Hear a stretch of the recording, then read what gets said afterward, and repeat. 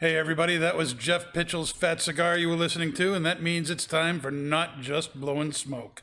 Coming at you live from Twin Smoke Shop Studio Headquarters in Hooksett, New Hampshire. Be sure to subscribe to us on Podbean, Spotify, iTunes, Google, or wherever you get your podcast from. We're everywhere. I'm Pastor Padron. I'm here with my co-hosts, Paul, Nick, and Dave. Hello. We are sans anybody from the 724 Lounge tonight, because Sam just decided he was too sleepy to be here. Aptly named Sam Van Winkle. He promises to be here next week, but we may not let him. Paul will not be here next week because he's going to be on vacation. Yes, I will. What are you doing for vacation, Paul? We're exiting the immediate area and heading way up north to an undisclosed location. Shenanigans?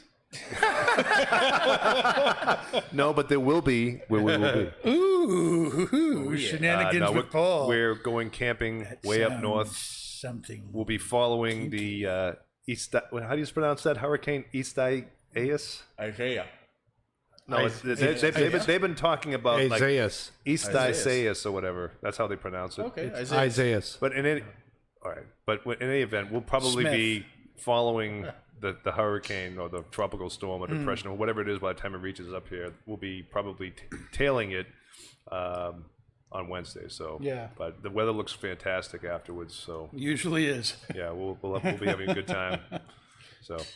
Well, we are starting off the show tonight with this classic cigar, the Illusione MJ12. From the Illusione website, this is one of the original documents, which is how they refer to their original blends of cigars. And it describes the MJ12 as a blend of Nicaraguan Criollo 98 and Corojo 99, and finished with a AAA grade Corojo Rosado wrapper, medium to full-bodied, and very complex. We'll see about that as we get into the cigar. It is a Toro. It is a 6x56, and the wrapper is the AAA Corojo Rosado wrapper. It's a double binder, the Corojo and Corojo, and the Nicaragua Corojo. Criollo and Corojo. Criollo And Corojo. And Corojo is the filler in the cigar. Sounds like you should do it It's like a 6x56. It's a 6x56 cigar. It's a Toro, a little bit big for a Toro. But this is America. We like things a little bit bigger than normal. Just like you, Danny. And what are we pairing, Paul, with the MJ12? What did Kendra make for us? And Sam, since Sam's not here, you actually have to step in his place. Yeah, so when we realized that Sam was unable to make it tonight, I pleaded with Kendra to come up with a cocktail. And there was a customer up at the bar who was smoking the MJ12 this afternoon. Heather. Thank you, Heather. And she said that she was serving Heather the smoke show. The smoke show. Minus the smoke. So the drink is a combination of rum, cognac, Cointreau, and lemon in a smoky glass that they smoke right there at the bar. We're having it sans smoke. That means we have to create our own, gentlemen. But it's I think it's a pretty tangy drink. I think it's a little. That's what she said. Oh, there you go, smoke show, baby. Just retrohale right into your glass, and then take a swig, and then you get that buzz in your nose and your mouth, and it's freaky. Kind of like Heather. Yeah, exactly. So, for those of you who don't know, Illusione Cigars and Dion Giolito, who's behind all this stuff, is very much a kind of a conspiracy guy, or at least he wants you to think that he is. And a lot of his cigars are really built around these mysterious names. And MJ12, what does MJ12 mean? MJ12 is a reference to the Majestic 12, a supposed group of 12 scientists, military leaders, and government officials put together by an executive order given in 1947 by President Truman to investigate UFOs and to recover downed alien craft. And back in 1984, there were some mysterious documents, of which I have copies of right here. Whoa. In my nicotine-stained fingers. Now the FBI has since declared these things bogus and has written bogus across the documents. I was able to get the actual documents without the bogus written on them because I am Nice. Pastor Padron. And this says here, this is a top secret thing for Majestic or Magic Eyes only. Magic, however, is misspelled. MAJIC.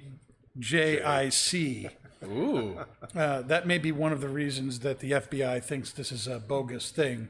But it's listed as top secret, and it is titled the briefing document, Operation Majestic 12, prepared for President-elect Dwight D. Eisenhower for his eyes only, November 18th, 1952. And it says on the cover page of this document, this is a top secret, eyes-only document containing compartmentalized information essential to the national security of the United States. Eyes-only access to the material herein is strictly limited to those possessing Majestic 12 clearance level.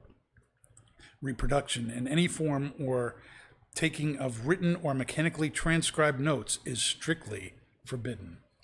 Ooh. Yet, here I have them in my hands. But when was that written? Like 1965?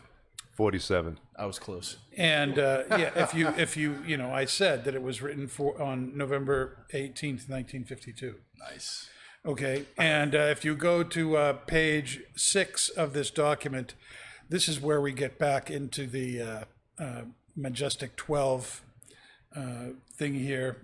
And the third paragraph on the page, it reads, implications for the national security are of continuing importance in that the motives and ultimate intentions of these visitors, i.e. aliens, remain completely unknown. In addition, a significant upsurge in the surveillance activity of these craft, beginning in May and continuing through the autumn of this year, has caused considerable concern that new developments may be imminent.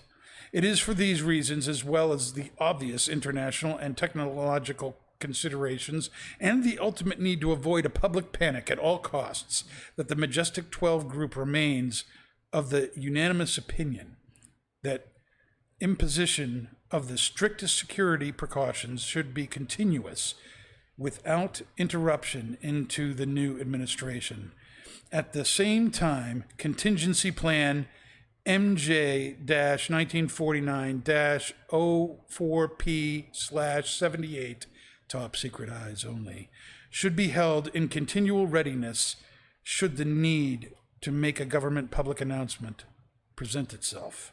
See attachment G, which references the plan MJ 1949-04P/78, which is written on the side of the MJ-12 box. So that is referencing that part of these documents here. As I said, the FBI has pronounced these things to be totally bogus because there's some typos in there that don't make sense, words that don't make sense, and even some of the typing looks like typewriters type that was not available at that time, or at least not used by the government. The tinfoil wrapper on the cigars, if you get an MJ-12, it comes in a tinfoil wrapper. That's also a nod to the whole alien thing, putting a tinfoil on your head to keep you from being probed by the aliens who are passing overhead. So that's where the MJ-12 gets its name. Now that we've had a few minutes to think on these things and smoke this MJ-12 and drink this, what is it, the smoky? Smoke show. The smoke The smoke show. show. What are our initial thoughts on the cigar and pairing here. Nick, Oh, boy. speak. Good team. The cigar is great. The drink is a little too sour for my palate. A little too sour. Yeah, it's really, really sour. I can't. It's tough. It's for me. It's really tough for me to drink this. I'm gonna drink it, but We know Stop you. We touching know your you mic. will. stop touching my mic. It's really sour. The sour comes through and it just kind of coats my palate. And cigar is great. Light spice on the retrohale, earthy, a little sweet, a little earth. I thought at the beginning we were going to be smoking the MJ12 Maduro. And I was Yeah, you extremely thought excited. that last week, and we corrected did. you last week too. Yes, I know. He was hopeful. I was. Maybe next week or something. I don't know. Maybe never. Maybe never. I don't know. Never Who say never. knows? Never say never. We're gonna have it. one Never day. say never again. Dave, what are your thoughts on the cigar and the pairing? I love the drink. I love the sour. It's weird. Is that why? Yes, Do you like sour heads? I do like sour heads. You like Sour Patch Kids? I do, and that's why I don't think it's that sour. I thought it was, Maybe I got the bottom of the barrel. I don't know. yeah. But no, a little earthy and leather, spice and retrohale, like a pepper. It's very complimentary. I Just like it. like Like a pepper? Like a green pepper? No, like pepper. like habanero. pepper? Tabletop pepper, Tabletop pepper. So like black pepper, black and white, black and white pepper. Black. which is tabletop. Peppered. Peppered means black and white. Really? Peppered. If you say something is peppered, if you have peppered hair, you have black and white hair. It's salt and pepper. That's salt and pepper, Dave. So pepper. That's salt and pepper. It's okay. Paul, we're looking to you now to give us some really good notes on the cigar and the drink. And I will not disappoint you, Pastor. Thank you. Okay. So the pairing, the drink reminds me of a stronger tang drink, but a little soury. Okay. But having said that, I think it's a great contrasting pairing.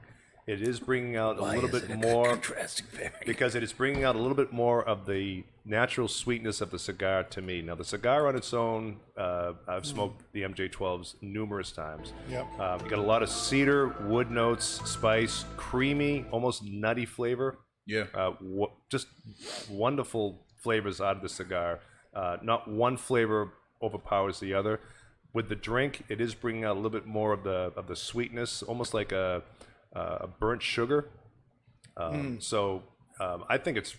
I actually, the more I drink it, the more I'm actually liking it. In the beginning, we're a little like, okay, this might not be the greatest pairing, but as I'm drinking it more, I'm starting to get those flavors out of the cigar that I probably wouldn't have on its own. So I'm actually really enjoying it. It's definitely a contrasting pairing. Yeah. And, there is nothing sour at all about the MJ12. The MJ12 is silky smooth, creamy. It's got this caramel-like sweetness to it. There's this little tad of cocoa I get in the background. Yeah. But woody notes, leather notes, like Dave and Nick have said. I'm still making up my mind about the drink. But like Paul, I guess there's a quote from the television show Castle that I think fits this. Where Castle is explaining this gross omelet that he's made with a s'more. He calls it a s'morelet, and he defends it, saying it's like David Hasselhoff. At first you're repulsed, but then you were strangely drawn in. And right now I'm kind of being strangely drawn in, but I'm not yet making up my mind. So there you have it. Now, have Dave? I know you watched season Tim. 1 of the Umbrella Academy. Yes. Did you start watching season 2? We just finished episode 6 last night. You just finished episode 6 last night. Yeah. For those of you who are looking for things to do in this COVID-ridden time when there's not really much out movie-wise to do. The Umbrella Academy is a great show on Netflix. If you like those shows that are based off of comic books or graphic novels, of which this is. And in season 2, episode 4, the show is actually titled The Majestic 12 and references this group of 12 secret people and somehow tries to connect them to the assassination of John F. Kennedy. Whoa. It is a On the left. secret society of very, very powerful men that you do not want to mess with. Has anyone else watched, any of you watched The Umbrella Academy I have on not. Netflix? Nope. Nope. Lame. But now I'm going to have to. No, it's a very well done show. Not going to. I love the Wow. one of the taglines for the show is, you know, when they were kids they were superheroes. Now as adults they're dysfunctional.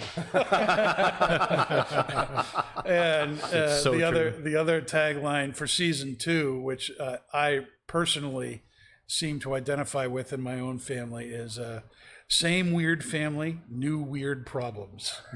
Yep. And it Amen, fits, brother. but it's a very, very good, very well done show. And you know, but that whole, you know, so this whole Majestic 12 thing is still, you know, it's in television shows. You know, the X-Files was all, you know, into this, all the conspiracy theory stuff and everything. What do you guys think? Do you, Paul, believe in UFOs? I do. You do? Yes. Does. Have you ever seen a UFO? I don't believe I ever have. I mean, I used to really gaze at the But I stars. want to. I used to gaze at the stars when I was younger. Sometimes I just go outside and say, I want them to take me away. Yeah. Yeah. Lately, yes. sail away. Yes, someplace that's sail normal away would be with great me. right now. Yeah, no, I absolutely do believe in UFOs. We can't be the only ones out here. This vast universe Yes. of stars and planets and all that, we cannot for a moment think we're the only ones out here. I agree. Do you agree with that, Nick? Yeah, You agree absolutely. you agree that aliens exist Somewhere out there. somewhere out there, Yeah. but not here. Maybe here. Maybe here. Yeah. Oh, I absolutely believe that they've visited us and they continue to visit us. Do you think we're in kind of an MIB kind of a situation where the aliens are hidden among us and Could be. yeah, Could be. Yeah. I kind little of Muppet-like things that are hidden in people-like bodies? But I don't for a moment think that they look like what we have been told they look like. These- Well, these- what are you referring to? The little gray men? Yes, these odd-looking creatures that have 3 fingers and ET type. They look like Warner Brothers cartoons. Yeah. Yeah. No, I think they're probably a little bit more like us. Where is my P-46 explosive space modulator? That's right. I'm going to blow up the Earth. No, you're not.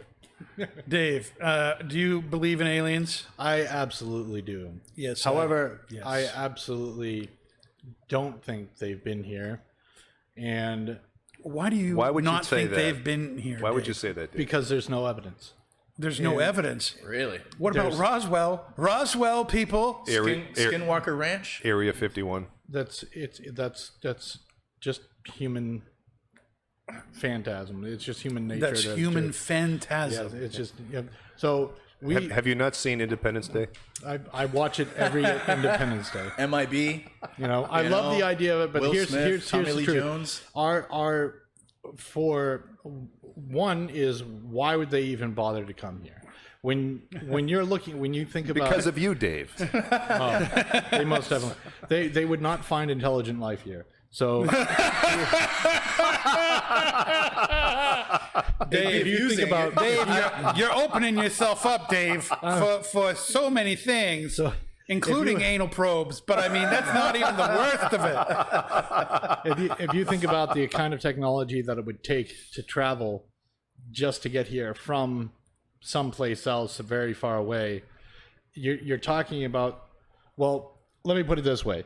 If you think about us versus like Them. let's say a dog, how smarter do you think we are than the dog? in percentage wise. Depends on the dog. Yeah, but we go. We're the difference. Of there like is- less than there is a of difference less than, of there were difference by less than 1%. So if you had something that was 1% smarter than us, would they even be able to talk to us? Would we be even able to understand them? It would be the same relationship between us and the dog. I don't know. I We can't can speak- understand half the thing you say most can't- of the time, Dave. We can't talk Danny's to dogs. 1% smarter than you. we're still sitting here. We can't even talk to dolphins. Or Well, that's not that's not entirely true. Yeah, exactly. That's not not entirely entirely true. They are smart, and we do keep them in that's- captivity, which is wrong. But the we still get to communicate with them. also it's a big ass guy. It's a big ass guy. It's a big ass sky. Sky. Yeah. So our radio waves haven't even made it to anything that would have aliens on it, like another solar system that would have like a super Earth or something like that. Even the next or the closest star, it hasn't even anywhere near gotten there. So even if they're That's true, but they even could if be they're out there looking for us. They Don't you wouldn't watch see us. Doctor That's Who, my Dave? point. They wouldn't see us. Doctor Who. They wouldn't see The us. TARDIS has already been here. They wouldn't have seen us. The other thing is let's say Why wouldn't they have seen if us? you created is really a robot, deep if right you now. created Yeah, a it robot is. that you could go to created a pla- robot? that could go to another planet, Yeah. copy itself, blast itself off, and then go to other planets. Yeah.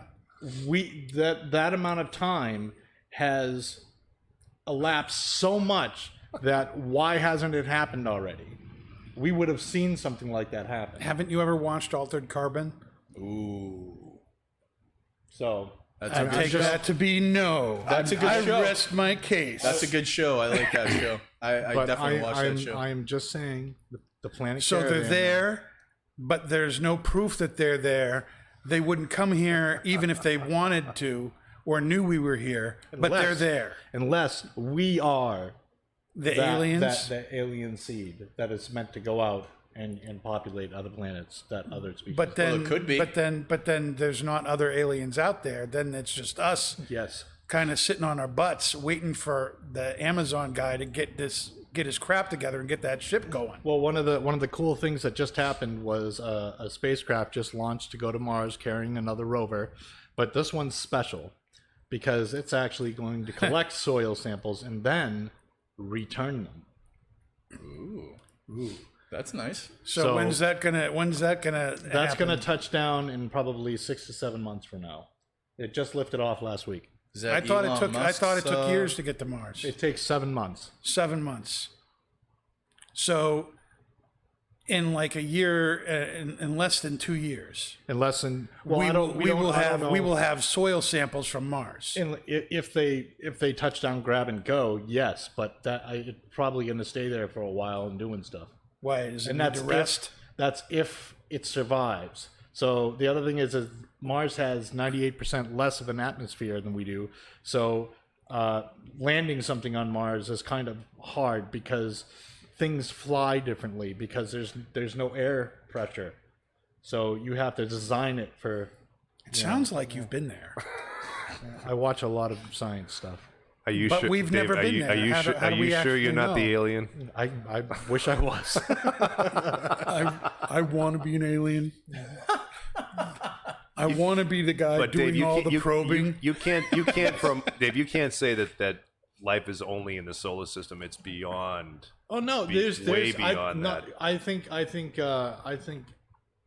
Yes. like if we're talking about plant life and stuff like that, I think that's present in our own solar system. Yeah, it But if we're is. talking about intelligent life, saying plants maybe. aren't intelligent. but I'm saying maybe there's I What if forget what moon it is, but they think it has liquid water underneath the crust, and they believe that there could be fish there. but they Heather don't know. says someone shut off Dave's mic.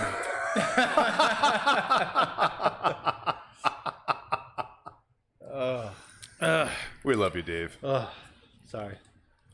The That's what she said. the The truth is, we may never know, but you got to believe that somewhere out there beyond our solar system, there has to be life. No, there has to be. And There we literally may, has to be. again, we may never see it in our own life, but you got to believe that they're out there. The other question is, what if the problem isn't like if there's life out there? What if it's that they can't get past the point where they don't self-destruct, like they have a World War III before they can even become leave their planet? Like, how close are we to destroying ourselves versus getting off our planet? If Star Trek is true, it's going to happen. I hope so. It's already happened. The Vulcans are out there. How do you know they're not more intelligent than we are? Well, I hope they are. How do you know they haven't been around longer than we have? Hopefully, they're more empathetic than us. What if we're a science experiment? What if this is a holographic universe? What if it's like War of the Worlds? What if this is the Matrix? What if this is a gigantic petri dish?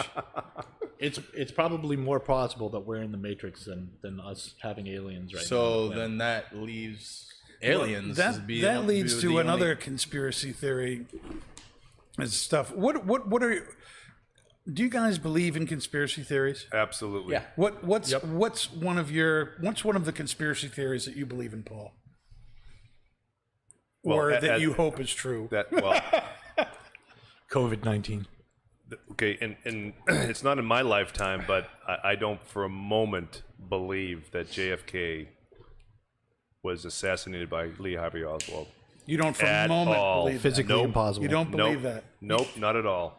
And I don't want to get into it, but there is another conspiracy theory about his death. We all know that what we're told by the Warren Commission that, thank you, Dave, that Lee Harvey Oswald assassinated JFK. Right. I don't for a moment believe in that magic bullet had done so much damage. It's impossible. Okay, it's impossible, Dave. It's you can say it's been proven, hasn't been proven, but you ever hear of Occam's razor? Do you know what Occam's razor is? Occam's razor. Occam's razor is Occam's razor. Occam's razor is all things being equal, the simplest explanation tends to be the correct one. That sounds like Spock. Well, I told you Vulcans exist. so if you believe in that, then you cannot believe in that lone gunman theory with one bullet that has done so much damage. All we need is a stinger of Kevin Costner saying, "Back into the left." Yep. Right. Back into the left. Correct. So I know that it was more than just one person. It was probably whether it's the CIA or the mafia or whatever you believe in. But it's more than just that. That's the one conspiracy that I believe. I believe that it was more than just one person. It was probably a series of different people that wanted him dead. Me, Dan, and Heather know who was on the grassy knoll, though. Who? 5. Dave, do you believe in a conspiracy theory? I believe I believe I can fly. I believe I can touch the sky. Easy, Jordan. I believe that there's a lot of truth to the conspiracy, to like the major conspiracy theories, like JFK, Series. like presently COVID-19, Area 51. I think there's a lot of Do you think we actually made it to the moon? absolutely. How do you know? Because it's we have moonstones. That there was so much. If we want to talk about whether or not we went to the moon, that's easy. There was so much media coverage. There was so much. You couldn't. It would have cost so much money to actually fake it. It would have cost less to go there. And like you said, the simple is usually the truth. It was simpler for us to go there than all of the coverage, all the money, all the hours, all the people involved in it to make it a hoax would be. All you need is a 12 by 12 room with some, you're talking black about paint. one. You're not. Yeah, but you're talking about the faking of the actual launch where people That's easy. saw that. Look at how easy it is to make those special effects. Yeah, now, people not then. People believe that crap. We watched stuff in like 260p back then. It was hilarious. It was It was all black and white back then, Dave. They would never have known the difference. no. I'm sorry. Nick, That is just Nick, crazy. No. Totally not. Nick. Are there conspiracy theory? Or are you a conspiracy guy? Not really. Not really. You think this I'm stuff is all more- bunk? No, I'm more into American history. You're more into American history. Yeah, so like MK It's Ultra. like national treasure. Yeah, well, that MK, kind of thing. Well, kind of, sort of. So MK Ultra was my big one because that was like Mortal Manchurian Kombat. Candidate, brainwashing, and that actually has to kind of do with a little bit of Lee Harvey Oswald. Yeah, so they were saying that he was a Manchurian Candidate and he was part of the MK Ultra program. So that for me was like, you know, oh man, that You could make him a super soldier, but pretty- that still doesn't change his bullet. No, it doesn't. But you know what I mean. He was from what I did research on, and I went down the rabbit hole that he was a patsy. That there was somebody else on the grassy knoll. There was another person. There was another shooter. Absolutely. So the whole MK Ultra thing, and there were, I believe, recently there was a house in California that the government was operating out of. That's probably true. That's a very vague Yeah. statement that could possibly be true. Yeah, so and there were the LSD trials and stuff like that, where the government was LSD trials. they were doping citizens and stuff like that, and the house that they were doing it out of just recently closed like 2 years ago. That the government was operating out of in California. Do you guys believe that the government is covering up the existence of aliens? Yes. Yes. Yes. Not even, you didn't even wait or Nope. think. You believe they are covering it up. It's all about control. Yeah, It's all about seizing opportunities for their own benefit and not disclosing the truth to the American people. And they've done that countless times. They're still doing it. I mean, they do it all the time. Every day they do it. I mean, I don't trust the government one bit. I don't care who's in office, who's elected, whatever. I'm very, very suspicious of what they tell you. This has all been very interesting. I think now it's time to come back to reality and reel us in, Dan. Reel us in. talk about the cigar and the drink here. Paul, you have just about finished your smoky cocktail, I'm really liking this. the Smoke Show. I really am. And So good. are you still convinced that this is a very good pairing? Yes, contrasting but very good. I think it is bringing out a lot more of the, like I said, the natural sweetness of the cigar. The sour is pulling it out, and a little bit more of the spice too. Something. It's transcendent. But no, I actually think it's a great pairing. I really do. Thank you, Kendra, for the last minute. Yes, thank you for stepping up. Yeah. When Sleepy Sam decided. That's his new name, by the way. Sleepy Sam. Sleepy Sam. Sleepy Sam decided to sleep because that's what Sleepy Sam does. And Kendra, the potion master, stepped it up Hallelujah. and came up with a cocktail that went with our cigar. Thank you, Kendra. All hail Thank you. Potion Master. All hail the potion master. And we can't. And we can't. Thank you. We can't. Thank you, potion master. But we also- love you. We love you, potion master. We can't forget to thank Heather too, because she had this afternoon with the the MJ12, and she thought it was a great pairing too. So thank you, Yes. Heather. She had 3 of Thanks, these. Heather. That's what she said. Nick, have you changed your mind about the pairing at all, or are you still not Jesus. liking it? The drink is just way too sour for me. Yeah. Yeah. The cigar is great. MJ12. Dave Pro. Hack says, what podcast is he listening to? Yeah, they always have the conspiracy section on their show. I Yeah. know, right? Cigar Hacks, everybody. It's another great podcast out there. Give them a listen. Good friends of ours. Absolutely. Yeah, the drink is just way too sour. If it was a little toned down, Sour. it is. If it was a little toned down, you get some more complexity out of it. You said there was some cognac and some rum in there. Yes. I don't taste any of that. All I taste is the sour.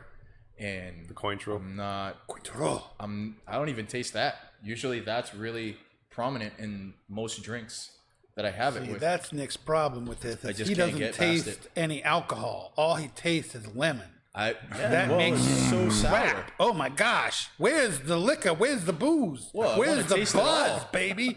I need to get busted. No, I I just don't even wanna want to taste drink anymore, and that just sucks.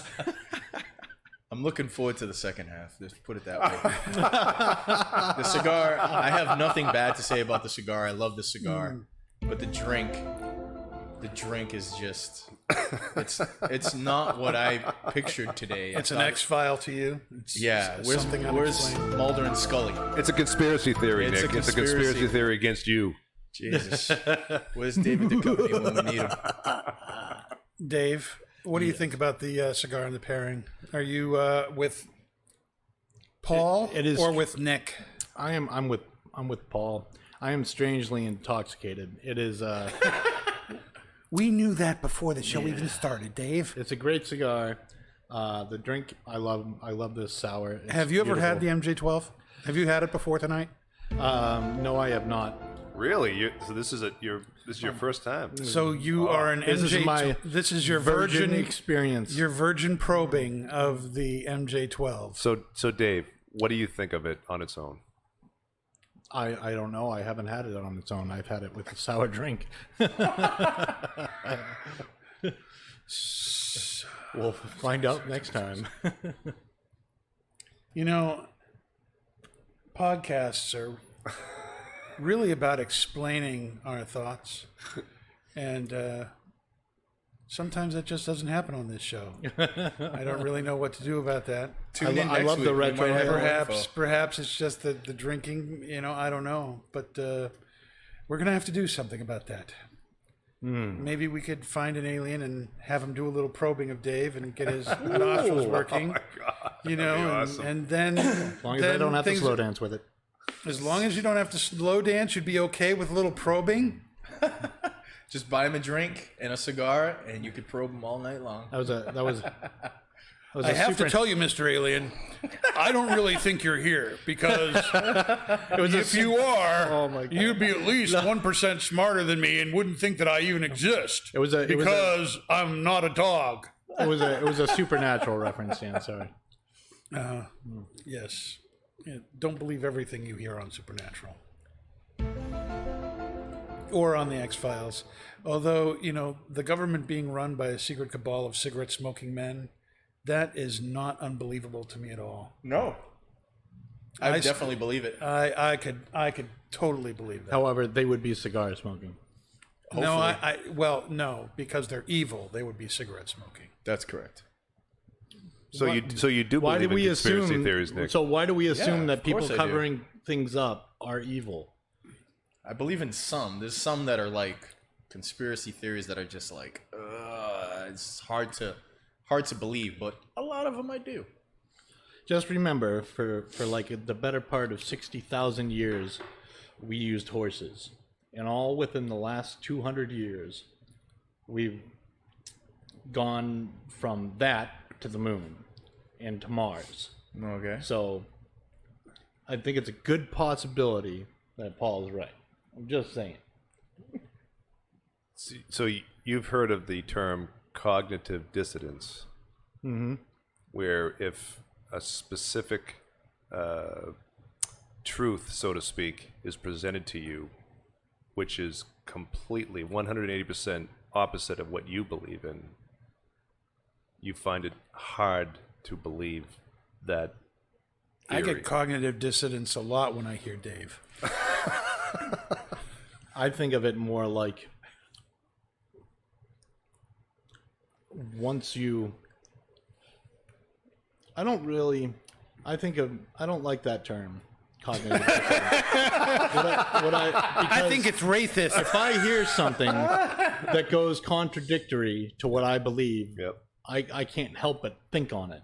Well, that's what it is. It's you're unable to get outside your 9 dots, so to speak, of how you're thinking. It's you now Your have 9 dots. Well, Why that's not 10 true dots? because The if I'm box. thinking about it and if got I'm 9 mulling it dots? over in my head, see, when I think about things, I think about things third person.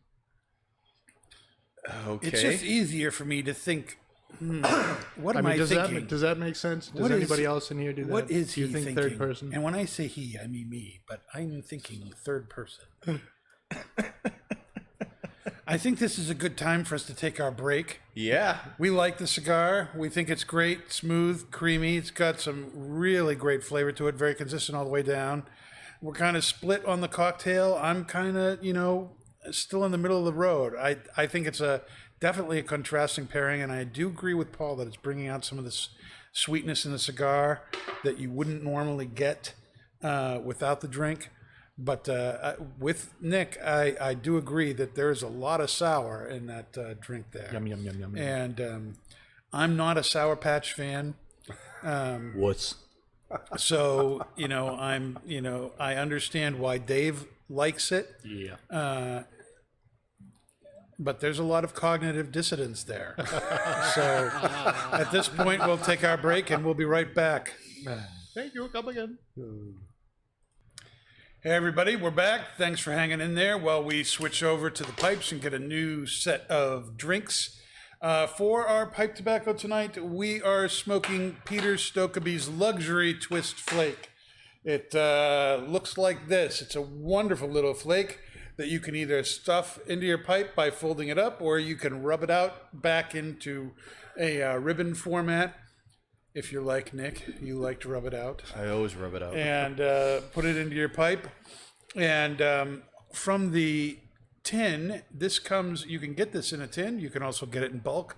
That's how we sell it at Twins Smoke Shop.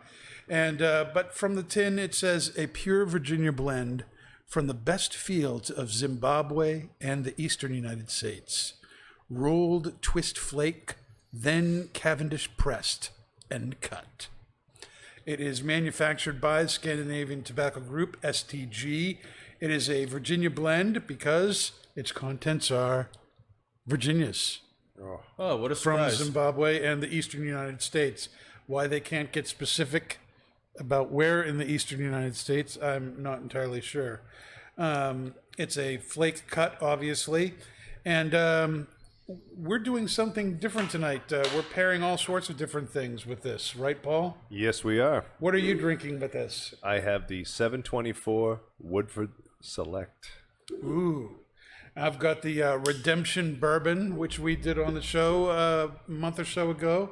What do you got there, Nick? I have the Knob Creek 100 proof.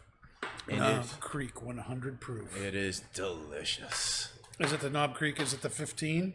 Knob Creek Is it 15? the 12? Or is it 12? I think it's the 12. 12 year. 12 year? 12-year 100 proof, and it's right up my alley. I love the strength.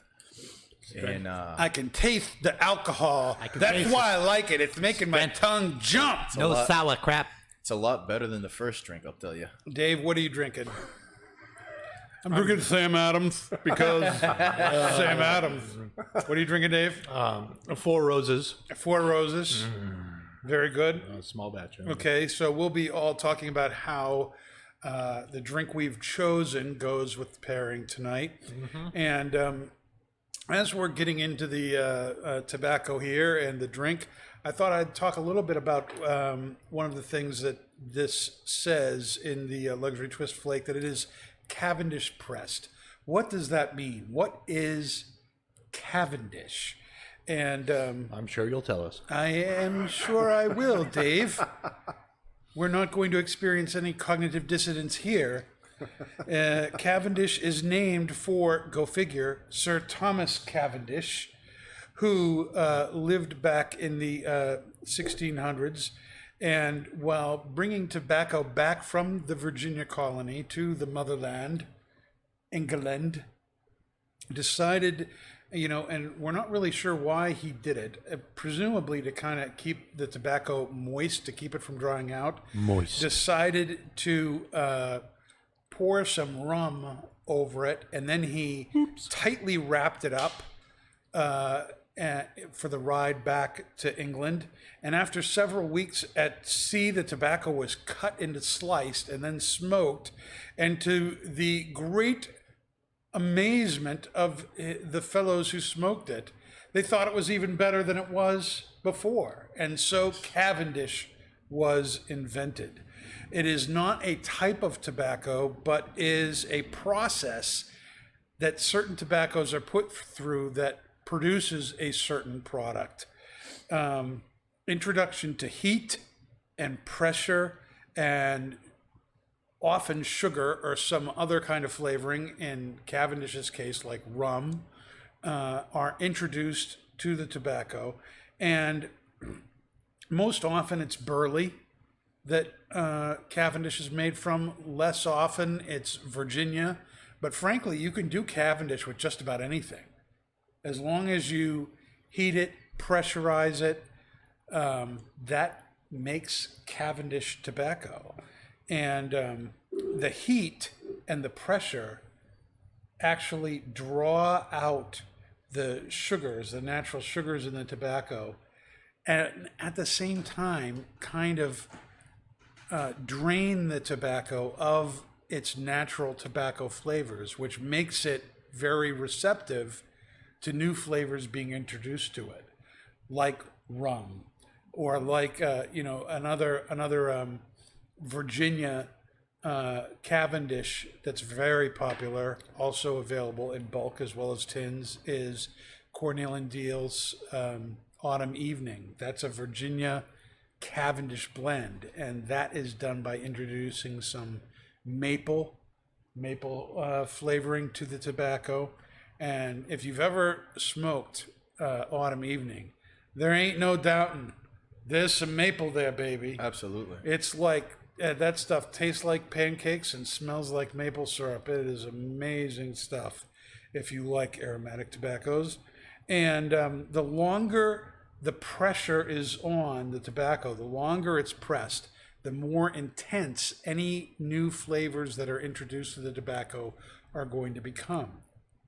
And this being a Cavendish-pressed, that means that there has been some kind of sugaring that's done to this.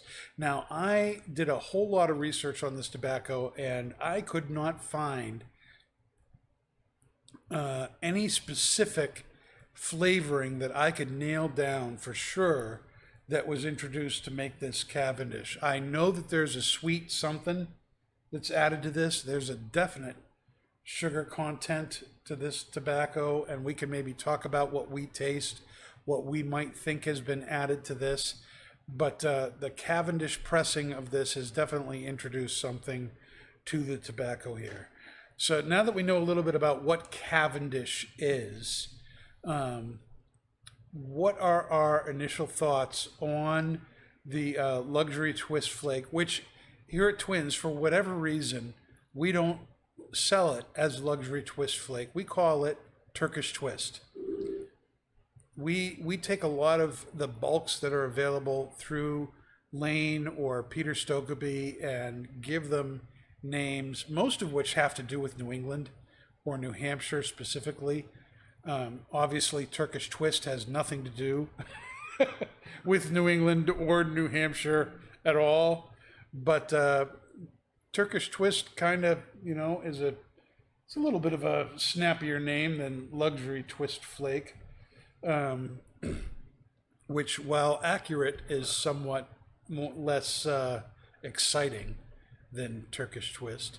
But what are we all thinking of this as we're smoking it? Dave, what are you picking up? You're a Virginia lover. Mm-hmm. Are you picking up those Virginias, those sweet Virginias from Zimbabwe and somewhere in the eastern United States? Oh, I am. There's a very subtle sweetness to this. I love the retrohale. It's very smooth and creamy and a little pepper. And my Four Roses is definitely bringing out the sweetness in the Virginias. So fantastic. Nick, what about you? What are you thinking of this? It was great. This is great.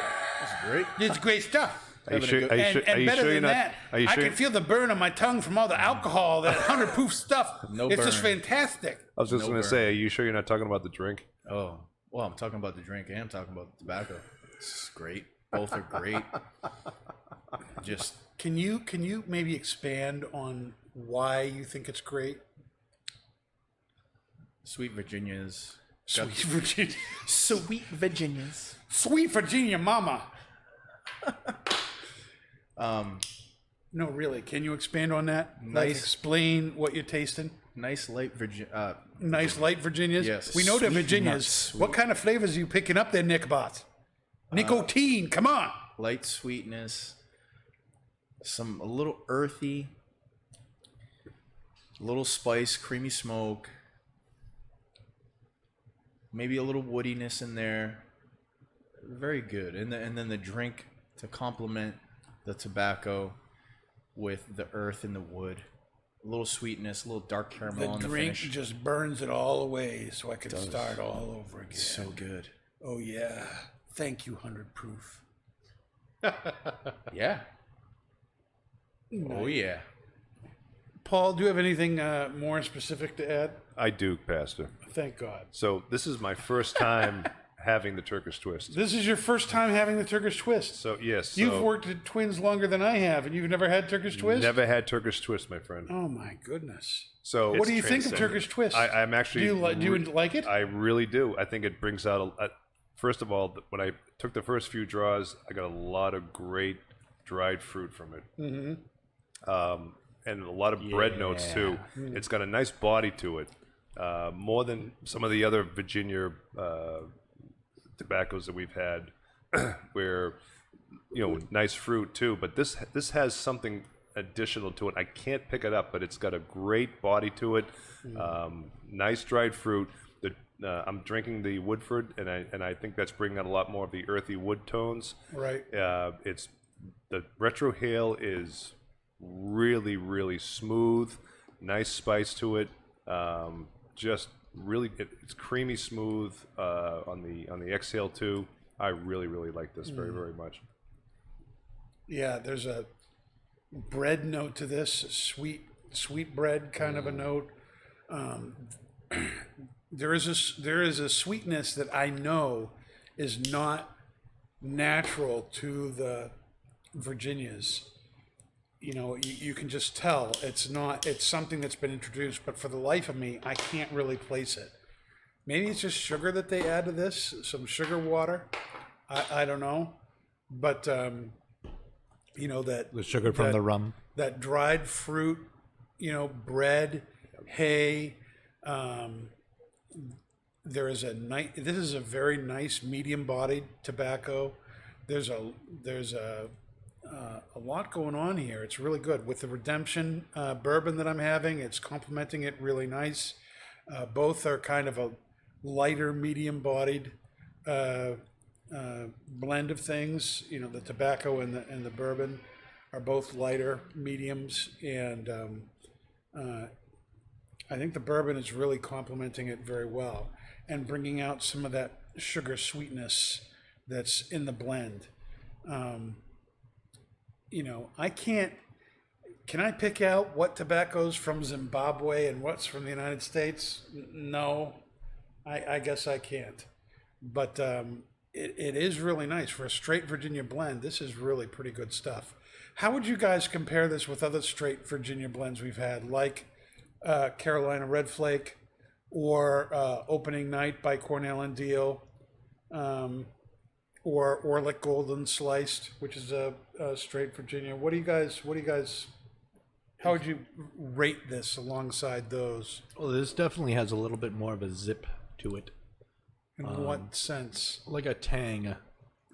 I feel like it's got like a... It's got tang, Dave. Yeah, like a You're citrus getting a kind little of component. tang. It's got like a citrus kind of component to it. Mm-hmm. Like that same zip you get from, the acidity of citrus.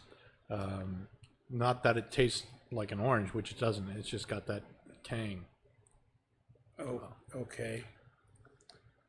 There's a little bit more of a spice to this tobacco than the Carolina Red Flake. Carolina Red Flake the straight one, not the one with the Perique, the Right. one that came out last year, was just unbelievably smooth. Red Virginia's wonderful dried fruit, and that's pretty much what you get from it. This one, you're right, Dave. I absolutely agree. There is something to this. There's a certain. I don't want to say the word rough. It's not rough. It's just something there that it gives it a little bit. Like, I guess the one thing I can say is right, Dave. It's a zip. It's something that kind of awakens you a little bit more than a straight Virginia would. So yeah, there's definitely a difference here. Matt, who's listening to the show, says there's a sweet nut taste to this that he picks up. He smokes this a lot. His normal go-to has been also another Peter Stokkebye blend, the luxury Navy Flake, but he smokes this fairly often too. Are you guys picking up a kind of a nutty, what he's calling an afterburn? I don't know. I think he's still stuck on the whole conspiracy theory thing and going to the moon. Aftertaste, or finish, like we would say. Anybody? Nuts? Maybe in the retrohale. I think it's maybe that sweet bread with the earth and a little nutty in there. I think that may be what he's picking up, or what I'm picking up. I could understand some woody flavors. Yeah. He also likes to smoke it with Knob Creek, which is a great choice. Yep. Well, that's what Nick's drinking. Absolutely. So Nick, what do you But think? Nick only chose Knob Creek because it was the highest proof thing available to him.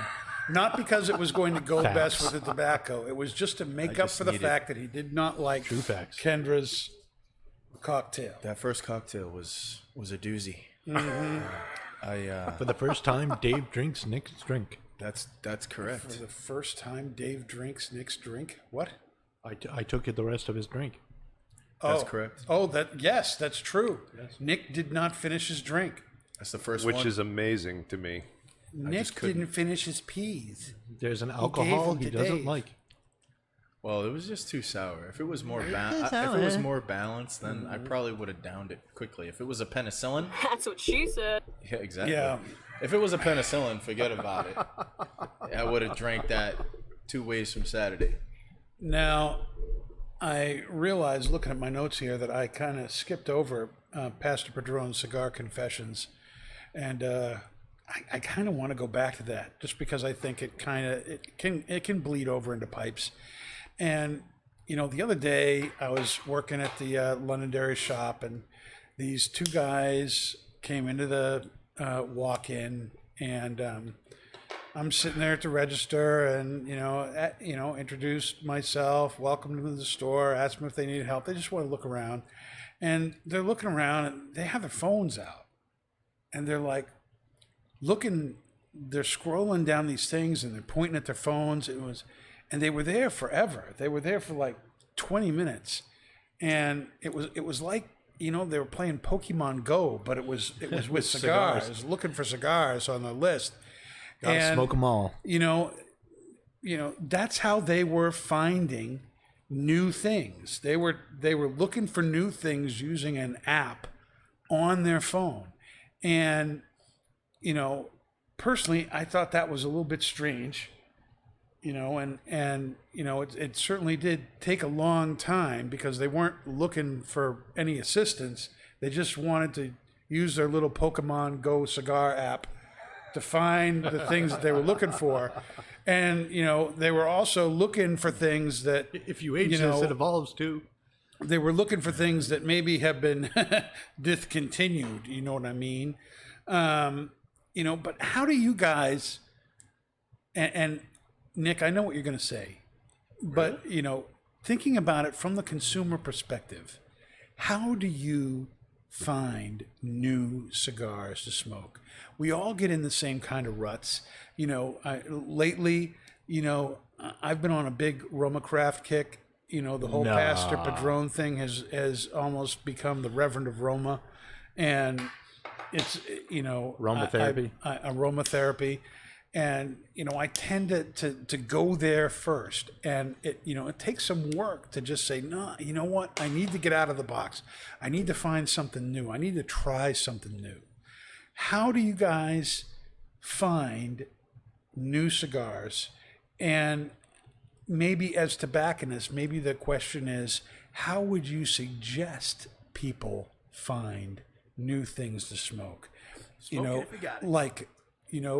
Using magazines and their ratings, or like these guys who were in the store using some kind of app that was, saying what was hot or what they should try. Should you talk to tobacconists? Should you, ask the guy who's in the shop?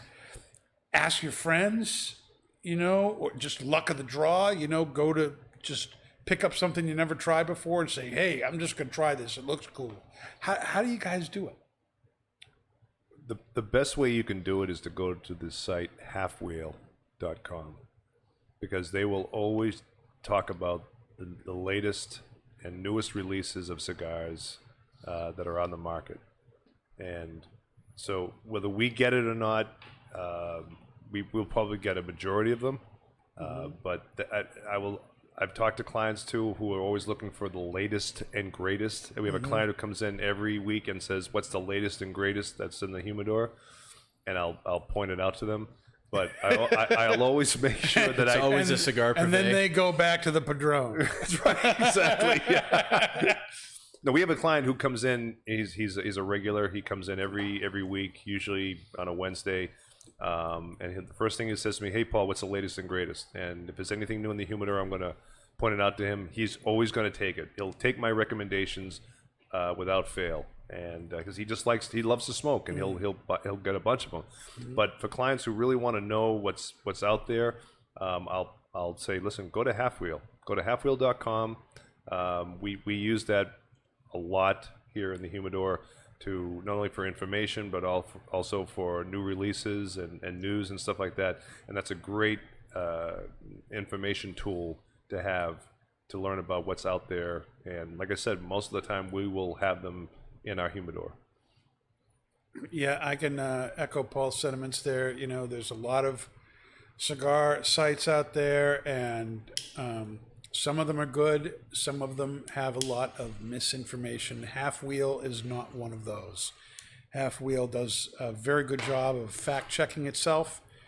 So if it tells you what's in a cigar, that you can pretty much count on being accurate. It's a great place to find out what's new. Nick, what about you? Do you do the same thing? Do you refer people to Halfwheel if they want to find out what's new? What do you suggest? Coming into Twins Legendary or Hookset.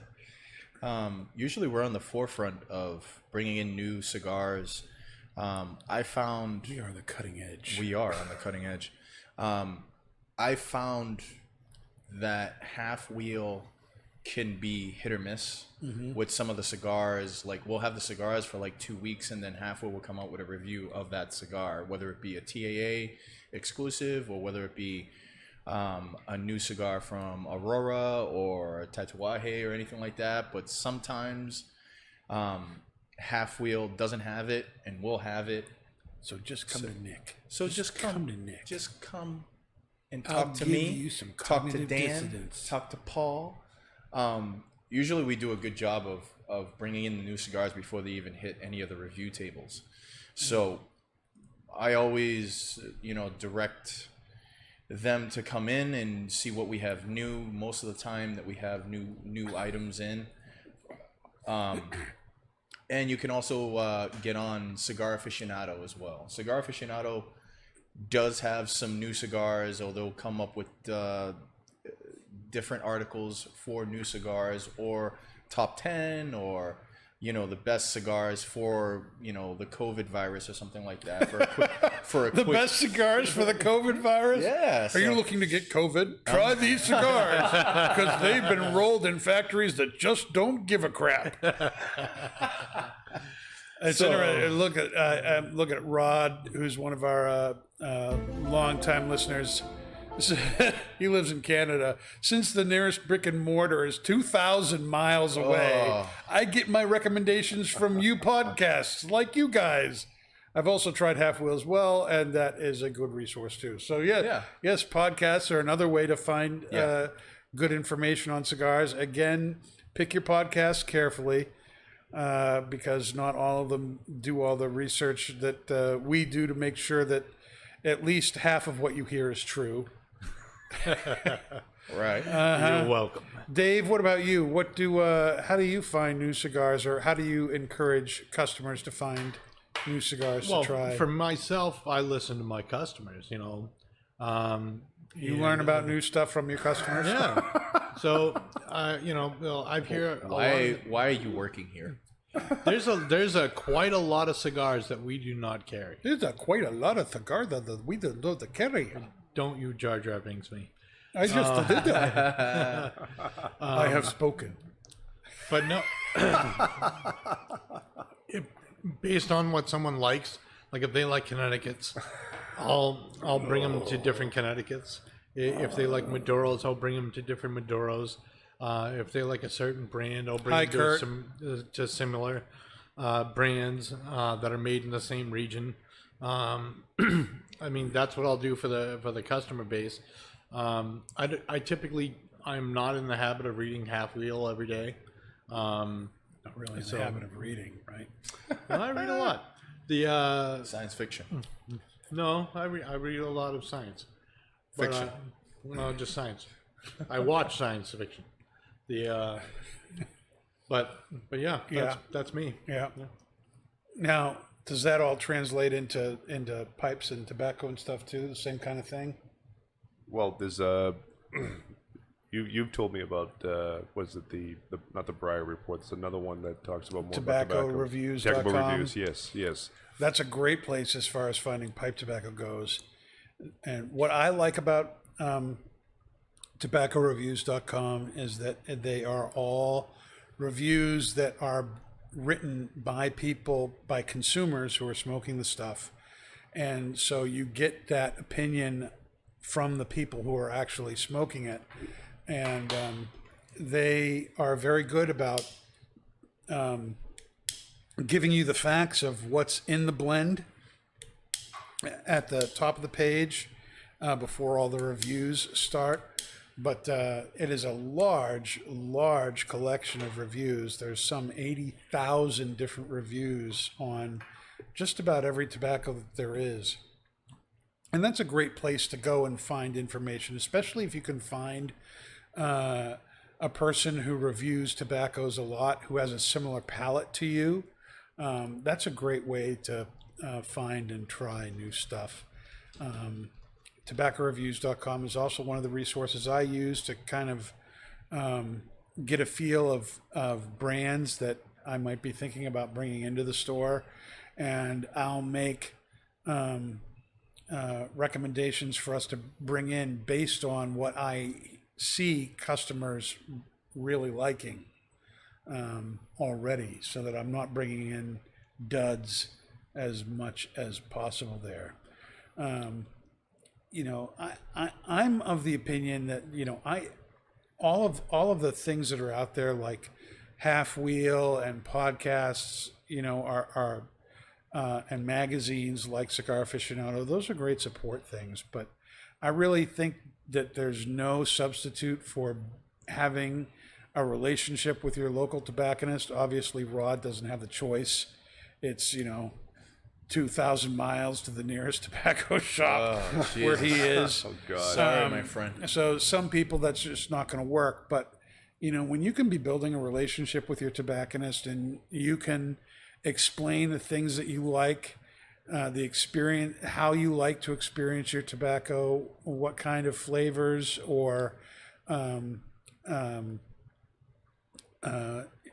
what kind of body that you're looking for, whether it be mild, medium, full-bodied stuff. Do you like spice? Do you not like spice? The more that you can tell your tobacconist about what you like, the more they can really make great choices that you might just want to try out. And obviously, the better the tobacconist knows you, and the better they know the stuff that they have available to you, the better it's going to be. And not all tobacconists are equal. You know, here at Twins, we work very hard to be very educated about what's in the store. And at Twins, we have a lot. So we're very knowledgeable about what we have to offer, whether it's cigars or tobacco for pipes, like this stuff. So I like having the relationship with I like the person to ask me what to try. And part of that then means I need to be trying just about everything that comes in, because if I don't know what's going on and what's available in the shop, I'm not going to be able to help the person. And that means being willing to smoke out of my box and smoke things that aren't really in my wheelhouse or even in my comfort zone, because, you know, not everyone's like me, and you need to be willing to, you know, become, you know, you need to be willing to see and suggest things that the customer would want, not necessarily what you would want or be drawn to. And that's really the rub. And that's where you know, that's what separates a real great tobacconist from your average Joe Schmo that's running a cigar shop, is that they're willing to get into your head and your wheelhouse and your flavor profile and recommend things that you would like, whether they would smoke those willingly or not, you know. So all those other things I think are great support things. They're not bad, but they don't substitute, you know, for me, with having a relationship with your local tobacconist who can help you pick out what you want. Kurt Kendall's listening. He says, "Sup." Sup, Kurt. What's up, boss? We know you're watching. We know you're always watching, Kurt boy. Yeah. We're glad you're watching our show. That's fantastic. So let's see here. Okay, so now I've done cigar confessions here.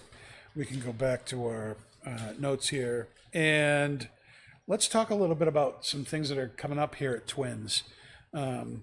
You know, there may not be a lot to do outside of your house with this whole COVID-19 stuff going on. You may just be looking forward to school starting again so that your kids leave the house for the first time in 6 months. Every other week anyway. Yeah, Dave doesn't have that choice anymore. His kids are all graduated. They're home with him all the time, playing video games. Isn't that right, Dave? That is correct, Dan. Isn't that right, Dave? That is right. So we have some things to help you get out of the house and get over your COVID blues, because that's just the kind of people we are. We care about you. And the first thing coming up is this Saturday at Twins in Londonderry. We have Pipe Club, and we are going to be continuing our blind taste challenge. We have 4 tobaccos that we're going to be smoking. They're all going to be similar blends, but no one is going to know exactly what they are. And people who show up are going to smoke them and rate them on a number of different scales. And then the winners of the tobaccos that turn out on top will end up going against each other at a later date. It's going to be very, very interesting. We started this the last time we got together in July. We're continuing that this month. It's going to go on for a few more months.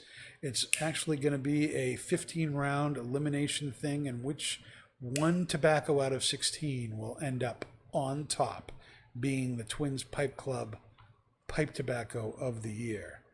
Now, do not despair, you cigar smoking people who do not smoke pipes.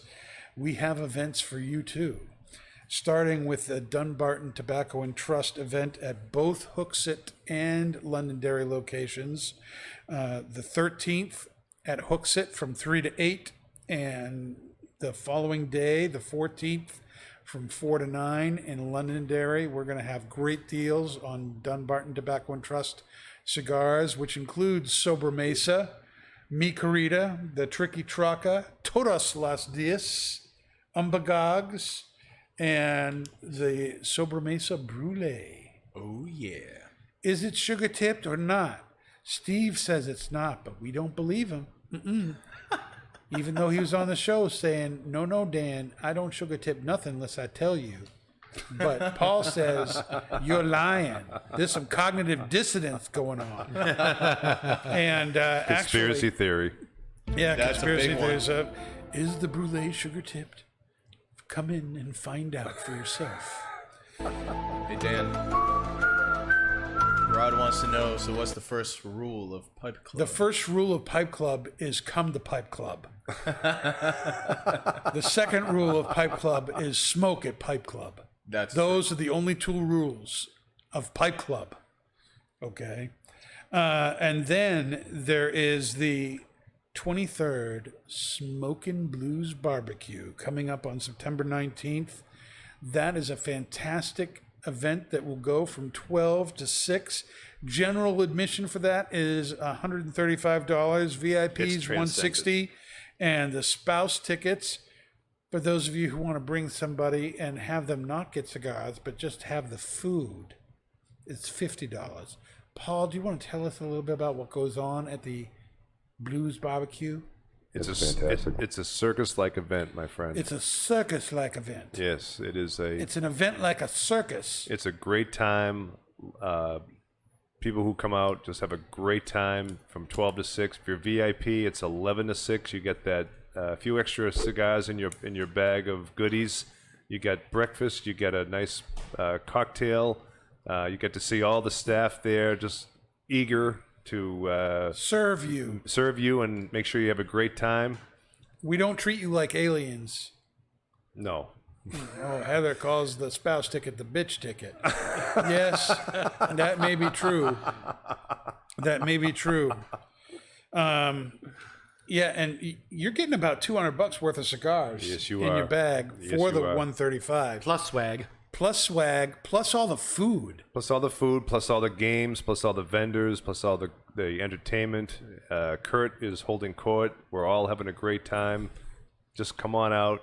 If you've never been to the Smokin' Blues Barbecue, just take our advice. Come on out, and you'll have an absolutely great time. No doubt about it. There are 200 tickets for that event. We have not yet been told whether or not we can reach that maximum 200 head count with all this COVID stuff going on. So get your butt down to Twins and pick yourself up a ticket, and get your significant other a ticket, and don't get the spouse ticket. Pay the whole thing and then take their cigars if they don't want them. I mean, come on. That's the only logical thing to do. That's right. Absolutely. That's right, baby. It's the only logical thing to do. And because you don't want to be caught with us all of a sudden realizing that we can't have 200 people and all of a sudden ticket sales are gone. And it's not like the tickets aren't selling. We're already moving a lot of these things. They're not going to be around forever. So get them now. Rod says, those are good rules for Pipe Club. Yes, I know. Those are good rules for Pipe Club. Come to Pipe Club. Smoke at Pipe Club. That's it. That's all you need to know about Pipe Club. Now it's time for News with Paul. Yes, it is. Paul, what news do you have for us in the cigar and pipe industry tonight? So this is from a cigar aficionado. Ooh, Chicago. The 2020 Cigar Retail Survey. Toros supplant Robustos as a best-selling size. Like I didn't see that coming. The survey is from 141 cigar shops, showed that there is a new favorite cigar size in America. Toro.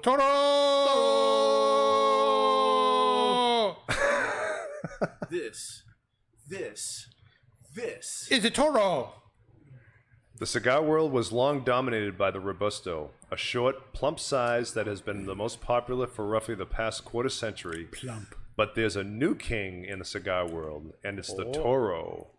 In our latest Cigar Insider survey of cigar shops across the United States, a commanding 51.7% of retailers named the Toro, also known as a Corona Gorda, as their best-selling size, compared to a mere 24.1% for the Robusto. Really? Is that the next most popular size? Is 24%? Yes, it is. Wow. However, we'll get to the however in a moment. Yeah. However, In last year's survey, Robusto ranked number 1, as Toros are essentially slightly longer, slightly fatter Robustos.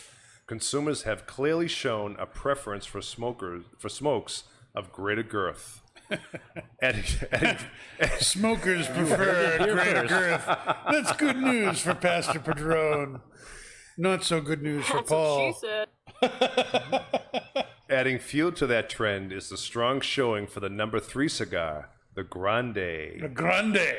A 6x60 smokes or fatter, which was named number 1 by 17.2% of those answering. Fat, underlined, hyphenated, and bolded, is a selling point in today's cigar world. The slim cigars just doesn't sell. Penatellas, the thinnest standard cigar size, was named as the worst-selling cigar by nearly half of those answering on our survey, followed by Lonsdale and Petite Coronas, tied at 1.2%, which are thinner than Toros or Robustos. Does that That's what list? she said. Does that list have Lanceros anywhere on there? Well, since Lanceros are a Penatella, it's 1.2%. Okay, so they're classified under the Panatella. Yes, they are. Okay. What came in as number 4 is Churchill's. And our store, I don't know what Hooksett does, but in our store, the bigger ring gauges are immensely popular. Oh yes, they are. It is amazing to me the sausages that people will buy. The 70 ring gauge cigars. It's amazing how many of those fly off the shelves. 80 ring gauge cigars. Oh yeah. It's amazing. I couldn't. I'd get lockjaw if I tried smoking one of those things. But they love it. But people love them, and people smoke them, and it's true. A 60 ring gauge cigar, that is one of the best selling cigars that you will have in any given line. Yeah. Is whatever's like a 6x60 or something like that, and along that same line of fat, but hearkening back to the Robusto, one of the biggest selling things that we have is from CLE cigars. There's 64. There was it 69. 69, yeah. 69 by 4. Yep. An almost 70 ring gauge cigar that's 4 inches long. It's like a glorified nub. Yeah. And and talking about CLE, the Asylum, which is part of that line, the 7x70 is their most popular line in the Asylum group.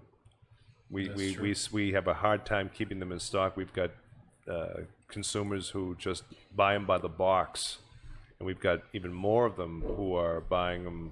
The 80 by 80s sell very, very, very, very well there. In every line, the Grandes are just what they are craving. So, Kurt, what does baby arms mean? What are you referring to? Baby arms? I have no idea what that means. And Heather says, F you all. Lanceros are a cigar lover cigar. Those big mirroring gauges, which I think she meant to say ring gauges, but she said mirroring gauges, are for the insecure. Well, Heather, spell check before you get your stuff up there, okay? The world is watching. The world is watching, Heather.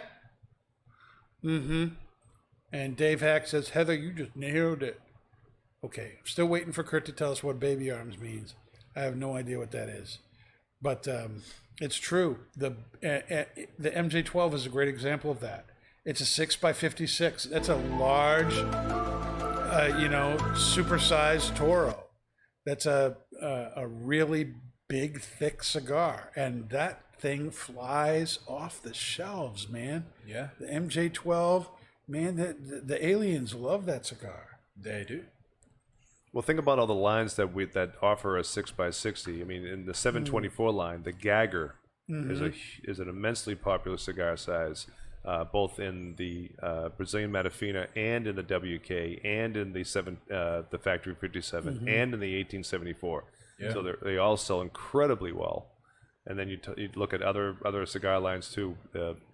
Our shop is just a big ring factory, so to speak. We just sell a lot of big ring cigar sizes. The Grande, yeah, the Grandes, the yeah. Grande in The Charter Oak series. sells incredibly Oh, yeah. well. yeah, Oh, look at the Double Digger. Double Digger. Double yep. Digger. We got we eight have and a a guy half that by comes in, 60 Yep. inches of buys a goodness. box every week. La Gloria Cubana. Yep. You know. Oh yeah. The number 6, Yep. the 64, all that. What's every Charter Oak Grande. That's we we said talked that. about that 2 minutes ago, Dave. Little bit of cognitive dissonance there, Dave. Oh yeah. Now, Suffering from What's- the producer chair. what is the fattest cigar you've ever smoked, Dave? What's the biggest thing you've put in your mouth? The Pandemonium. The Which pandemonium? Which one? I can't remember which one. Because they do the 56, The 56, the 60, and the 60, 70. and the 70. 70. It had to be the 70. Yep. That's a pretty big smoke. It's not big enough though. What about you, Nick? The 8. You smoke everything. That's what she said.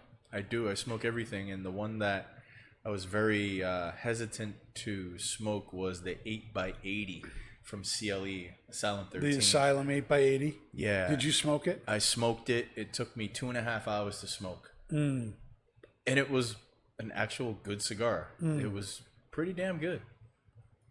But that's the biggest cigar that we have out of the 20,000 cigars that we have in our walk-in Londonderry. And I smoked it to the nub, past the band.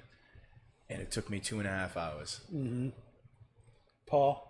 I've smoked several 7x70 cigars, but the one that stands out is the Asylum Medulla Oblongata 7x70 box pressed. Ooh, That's a big boy right It's there. a big boy. that's It's a mouthful. It is a mouthful, big Dave. mouthful. Yep. That Paul. But it was How did you survive? Oh, I had a second one right behind it. There you go. Really? I did. That's a good cigar. I bought a I'll couple. take two. It That's a good cigar. It was a great cigar. I actually enjoyed that very, very much. Yep. Paul smashed it and said, "I'll have another." Probably did. Kudos, Dave. A 7x70 Ogre is the largest cigar I've ever had. Ooh. I have not been able to bring myself to do the 80 ring gauge. At a previous shop I worked at, they had one that was, I think, 110 ring gauge. What? Yeah, it was an immense cigar. Lots of Asians bought it. Bring it back with them to That's kinda Japan. But I just could not bring myself to. I couldn't bring myself to smoke that. We had one customer come in that I won't say his name, but he did buy that cigar and he smoked it up at the lounge. That cigar. That cigar. Which is that cigar of which you speak? the one you just talked about. The 110 ring gauge. Yeah. He went upstairs and he smoked it, and I think he smoked half of it and he put it out. He couldn't finish it. Yes, Dave, you are correct. But I shall not specifically name the place of which that was that I am referring. Heather says, "Listen, people, I smoke the Gaga, and it has its place, but my true love is the Lancero. If it was good enough for Castro, it's good enough for me, because communists rule." No, she didn't say that. "I've smoked a Lunatic 80 and it sucked. It was just so bland and it went on forever. Blah." Well, the larger the ring gauge, the more toned down the flavors are going to be in the cigar that you're smoking, because most of the flavor that you experience comes from the wrapper. And the larger the ring gauge, the less of the wrapper you're going to taste compared to everything else. So that makes total sense to me, that things would be very, very toned down in a larger ring gauge cigar. But some people just want to, light up something and stick it in the mouth. They're not really looking for taste. They're just looking for something to burn. You know what I'm talking about, Nick. Yeah. Yeah. Yep. Matt says, "I'm done, guys. Been a good run." Well, that's I don't really know what that means. Do we need to call 911 or something? Matt, do you need help?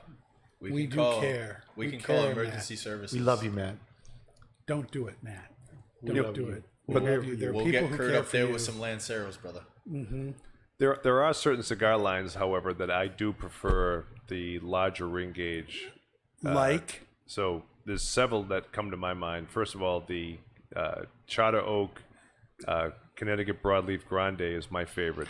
The Oliva V Double Toro is my favorite. The Oliva V Milanio Double Toro is my favorite. And all of their lines, I for some reason they bring out the most flavor. And I know it goes against what we all talk about, but the smaller ring gauges bring out the most flavor because it has less tobacco, more wrapper. But I've smoked all of those cigar sizes in those particular lines, and I keep coming back to the larger ring gauge. I think it just provides the best flavor for me. For those who didn't know, Pablo's real name is Pablo Maduro Toro. Pablo Maduro. Maduro Grande. Maduro Grande. Maduro Grande. Maduro It sounds Grande. better, Dave, but it also is true. You ready for a would you rather question? We are. Hit us. Dave, would you rather have a personal maid or a personal chef? Personal chef. Ooh. Well, considering that I can cook, I'd rather go for the maid. Got a course you dirty would. house, huh? Yeah. Got a dirty Dave's, house. Dave's got a very dirty house. Yeah, he needs You a nice maid. dirty boy. Dirty mind to go with it. Not surprised. Nick, It's gonna be the chef, man. it's going to be the chef because you don't like cooking. I love cooking. My wife is an amazing cook, but our house is always clean, so I don't need the maid. And to have an executive chef at my house always cooking, I love to eat. My wife loves to eat as well. Yep, That would be ideal.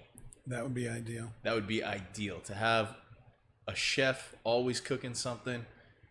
I'd be 400 pounds, and I'd love it. I'd love every minute of it.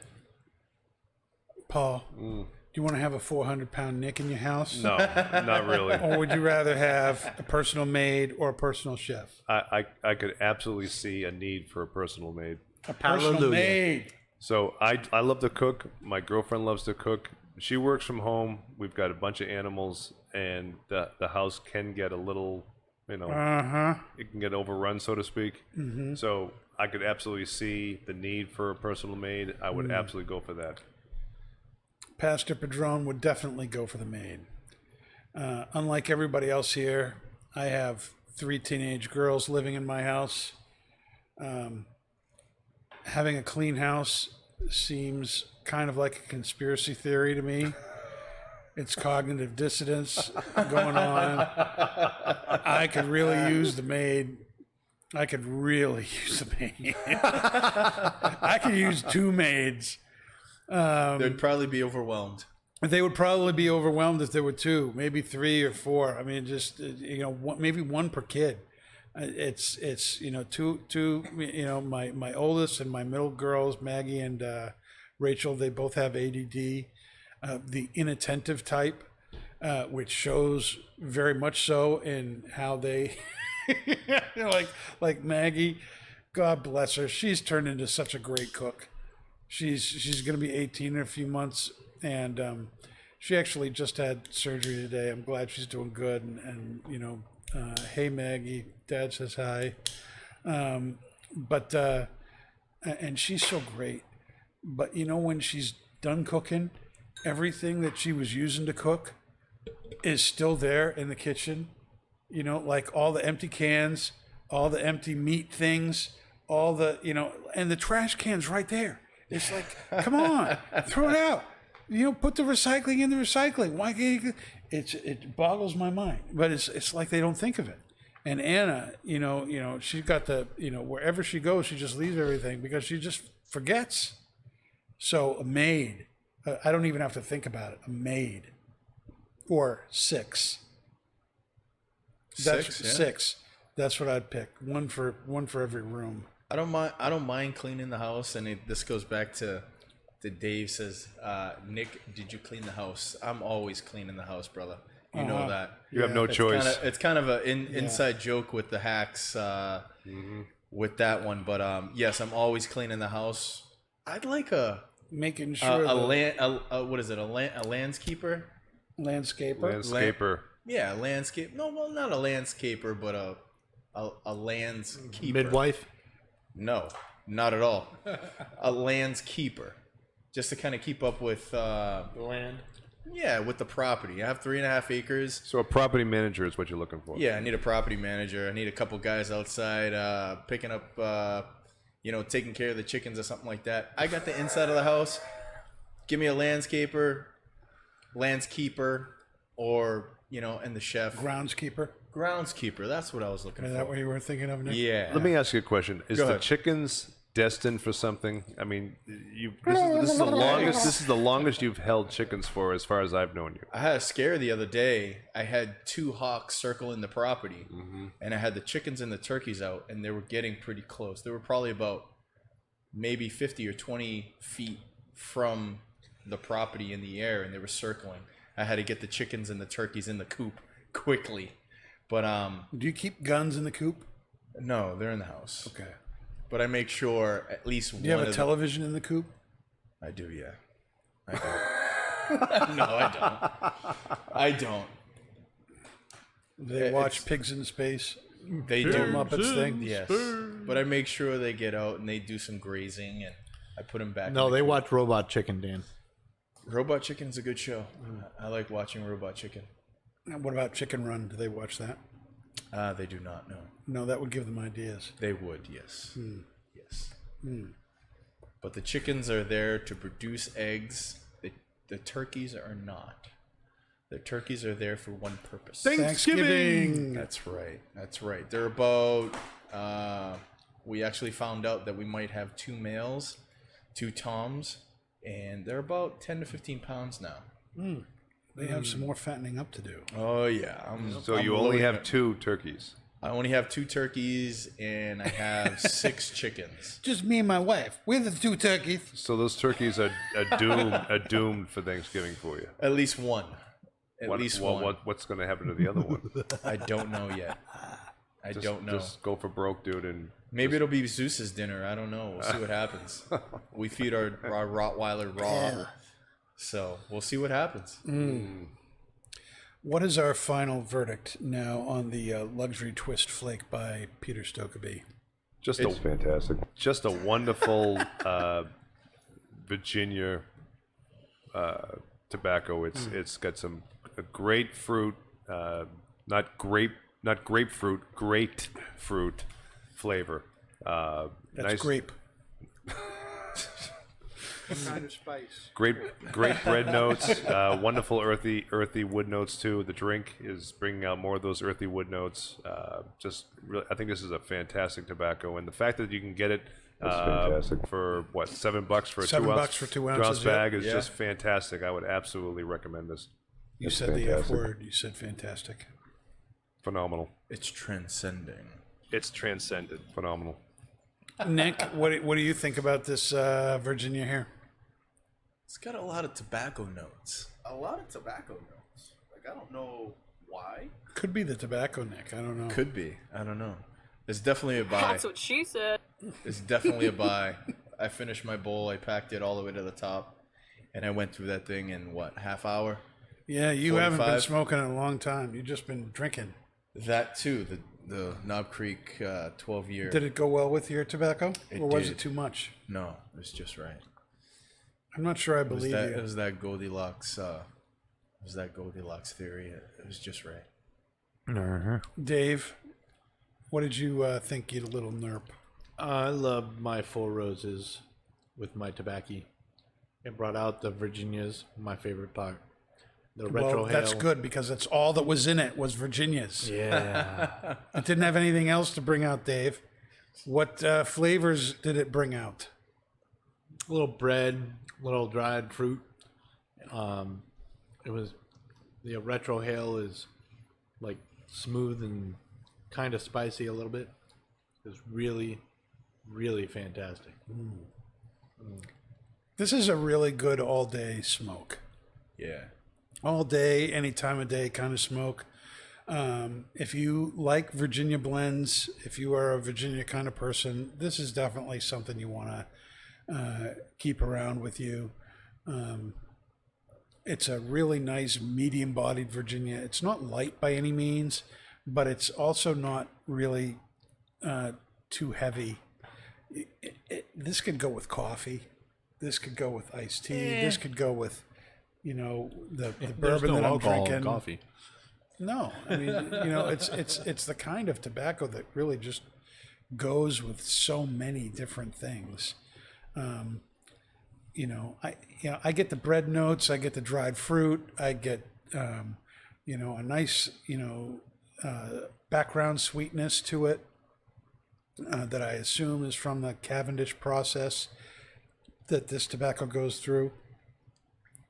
Do I taste Matt's nuts? I hope No. I hope not. No, I don't get She nuts, said. but I do get, some woody notes with this, a little bit of earthiness to it. It's not terribly complex, but it's enjoyable, in and of itself. I've enjoyed smoking it the whole time, and I haven't smoked it as fast as Nick, but I'm almost done with my bowl of tobacco here, and I can recommend it. It's very, very good. I understand why this is so popular. Yeah. And Sure. I think it's one of the, a lot of times I think, pipe smokers, and this, maybe it's just me, but I tend to lean towards tins. I tend to lean towards the tobacco that is not wicked mass produced like this stuff. If you get this stuff in bulk, it comes in 5-pound bags. You're never going to have a shortage of, well, actually, I take that back. This comes in 1.5-pound boxes. Yeah, bricks. Bricks. But you're never going to have a shortage of this stuff. They just make so much of it. And because of that, because it's, so mass produced, I typically am not thinking about these kind of tobaccos, the Peter Stokkebyes, the Lanes. But this is really good stuff. And, it's making me think that I need to rethink how I approach my own collection of pipe tobacco that I keep at the house and keep in my bag. This is really good stuff. It's a good everyday blend. So you're suffering from cognizant dissonance. Cognitive dissonance, yes. Yes. Yes. What was that, Dave? What was that? What was that? That's just something that was supposed to be English but came out more gibberish. Yes. Yep. All right. Next week, we're going to be stepping it up a notch. If this week was really kind of the middle of the road, kind of nice, medium-bodied, good stuff, next week we're going full-bodied. We are going to be smoking the Todos los Dias double wide Bellicoso. I like it. I like it. From Steve Saka. And we are going to have with us Yvonne Ramey, who I am very excited to have on the show. She is one of Steve Saka's employees over there at Dunbarton Tobacco and Trust, which is about 30 minutes from Twins. Yep. They are pretty local to us, and she's a good friend of Twins, and I'm glad that she's going to be with us on the show. And in the second half of the show, we're going to be lighting up something that we have recently brought in to Twins. It's been out for a while, but it's new to Twins. We're going to be smoking Briarworks Country Lawyer. Ooh. Country Lawyer pipe tobacco.